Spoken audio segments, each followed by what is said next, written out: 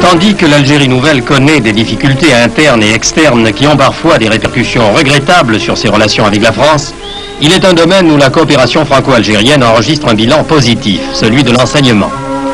Au lendemain de la rentrée scolaire, nous avons pu constater que la France restait présente en Algérie par ses enseignants, sa langue et sa culture. Les 1800 professeurs de l'Office universitaire et culturel français et les 900 professeurs des établissements catholiques ne sont pas les seuls à maintenir cette présence. Écoutez ce proviseur algérien. Le lycée Amara Rachid dispense un enseignement franco-arabo-islamique. Les disciplines françaises sont celles qui sont enseignées dans tous les établissements secondaires. Au terme des accords d'Évian, la France s'est en effet engagée à mettre à la disposition de l'Algérie les moyens nécessaires pour développer l'enseignement, la formation professionnelle et la recherche scientifique. Cet engagement, elle le tient. Aujourd'hui, c'est un total de 15 000 enseignants français qui assurent plus de la moitié de la scolarisation des élèves algériens.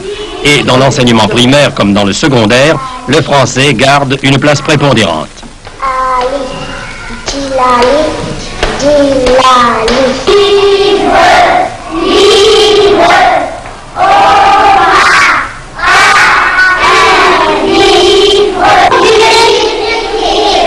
Et une ligne qui n'est ni droite ni brisée.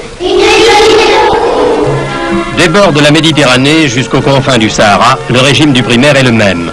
10 heures par semaine sont actuellement consacrées à l'enseignement en arabe et le double, 20 heures, à l'enseignement en français. Dans le secondaire, la proportion passe au quadruple. Si aujourd'hui un Africain d'Alger ou de Ouargla peut comprendre un Africain de Dakar ou de Ouagadougou, c'est grâce à cette langue et à cette culture commune.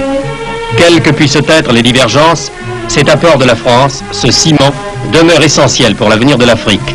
Et l'Algérie le sait bien, qui continue à apprendre à ses enfants les bons vieux airs de notre pays.